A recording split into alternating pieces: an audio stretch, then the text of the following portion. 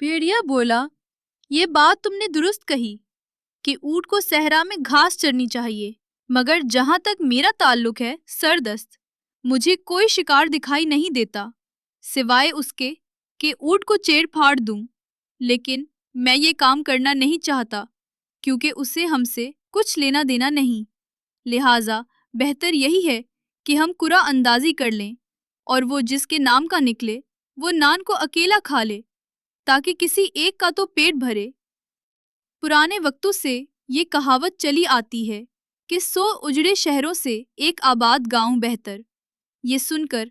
اونٹ کو سخت غصہ آیا، اس کے منہ سے کف جاری ہو گیا اور وہ بولا، منہ سنبھال کر بات کر اور میرے مقابل مت آ، کیونکہ تو اونٹ کے مقابلے میں پدا سا ہے کہ اسے شکار کر سکے، اور اگر تجھے ایسی ہی الٹی بات سوجھی ہے تو میں تیرے سر پر ایک لات رسید کروں گا اور تو ڈھیر ہو جائے گا، میں تیرے منہ پر ایک تھپڑ دوں گا اور تو 70 کلا بازیاں کھا کر پہاڑ کی چوٹی سے زمین پر جا گرے گا۔ ایک بات تو یہ ہوئی، دوسرے یہ کہ میں قرعہ اندازی کا بھی مخالف ہوں، کیونکہ قرعہ اندازی ایک اندھی شے ہے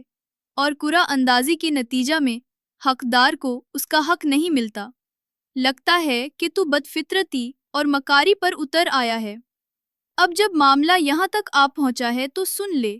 کہ اس نان پر میرا حق ہے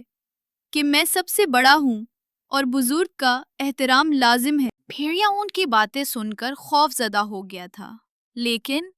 بولا، بہت خوب بڑے میاں، مگر آخر بزرگی کا ثبوت کیا ہے؟ بزرگی عقل سے ہے۔ اونٹ بولا، نہیں، بزرگی قد کات سے ہے۔ جب یہی طے کر لیا گیا کہ کسی امر میں دلیل اور منطق سے کام نہیں لیا جائے گا اور انصاف نہیں کیا جائے گا تو اس وقت بزرگی زور اور مکے کا نام ہوتا ہے۔ لیکن پھر بھی مجھے نان کھانے پر اصرار نہیں، میں بہرحال کسی کی دھونس میں نہیں آتا۔ لومڑی بولی، اب لڑائی جھگڑے سے باز آئیں، میں اپنے حق سے دستبردار ہوتی ہوں، لیکن اگر بزرگی عقل سے ہوتی ہے تو نان پر میرا حق ہے، چونکہ میں سب سے زیادہ ہوش مند ہوں۔ اب میرے ذہن میں ایک ترکیب آئی ہے جس سے حقدار کو اس کا حق مل جائے گا۔ یہ کیسا رہے گا کہ ہم میں سے ہر کوئی اپنی اپنی آبیتی بیان کرے اور جس کی آبیتی سب سے عمدہ ہو وہ نان کا حقدار قرار پائے۔ بھیڑیا بولا، مجھے اس سے اتفاق نہیں، کیونکہ ہر شخص کی آبیتی اس کے اپنے ذہن میں عمدہ اور پرکشش ہوتی ہے۔ ہر کوئی کچھ نہ کچھ خود پسند ہوتا ہے اور ممکن ہے میں اپنی آبیتی کو تمہاری آبیتی سے زیادہ عمدہ سمجھوں اور تم اسے اتفاق نہ کرو اور ذوق کے فرق کی وجہ سے پھر سے اختلاف شروع ہو جائے۔ بہتر یہی ہے کہ اونٹ کے قول پر عمل کریں اور کم عمری اور بزرگی کے احترام میں ہر کوئی اپنی اپنی تاریخ پیدائش بتائے، اور جس کسی کی تاریخ پیدائش زیادہ پہلے کی ہو اور اس کی عمر زیادہ ہو وہ نان کا حقدار ٹھہرے۔ لومڑی بولی، تجویز تو عمدہ ہے۔ اونٹ نے بھی اس تجویز سے اتفاق کیا اور بولا، یا اللہ، تو شروع کریں، پہلے اپنی تاریخ پیدائش کون بتائے گا؟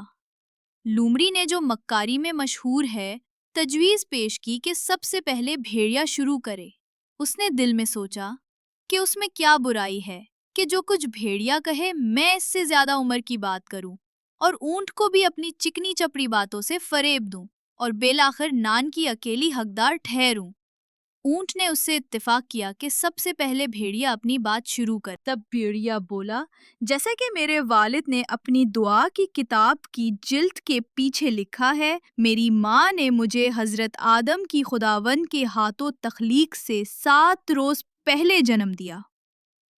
یہ سن کر حیرت سے اونٹ کا منہ تو کھلے کا کھلا رہ گیا، مگر لومڑی نے بھیڑیے کی بات کو بہت آسان لیا اور کہا، ہاں ہاں، ٹھیک کہا اس نے۔ جب بھیڑیے کی ماں اسے جنم دے رہی تھی میں نے شمع ہاتھ میں تھام رکھی تھی اور روشنی کا اہتمام کر رہی تھیں، اس وقت میں 10 سال کی تھی۔ اونٹ نے جب یہ باتیں سنی تو اسے اندازہ ہو گیا کہ اس کے ساتھی جھوٹ کی راہ پر چل پڑے ہیں اور اب اس کے لیے کہنے کو کچھ نہیں رہا۔ یہ سوچ کر اونٹ نے اپنی گردن لمبی کی اور نان کی ٹکیا کو دانتوں سے پکڑ کر ایک لقمے کی طرح نگل گیا اور اسے کھانے کے بعد بولا، میں نے شروع ہی سے فیصلہ کیا تھا کہ میں یہ نان نہیں کھاؤں گا، کیونکہ میری خوراک تو اصل میں گھاس ہے، اور میں نے گمان کیا کہ چونکہ طے ہے کہ تم لوگ سچ بات کہو گے اور انصاف کو پیش نظر رکھو گے، اس لیے میں چاہتا تھا کہ یہ نان اگر میرے مقدر میں ہوا بھی تو میں یہ تمہیں بخش دوں گا، لیکن اب جب تم نے کام کی بنیاد مکاری پر رکھ دی اور معاملہ دیگرگو ہو گیا، سو میں بھی ڈنکے کی چوٹ پر کہتا ہوں کہ جو مائع کا لال بھی میرے جسم اور قد کاٹ کو دیکھے گا جان لے گا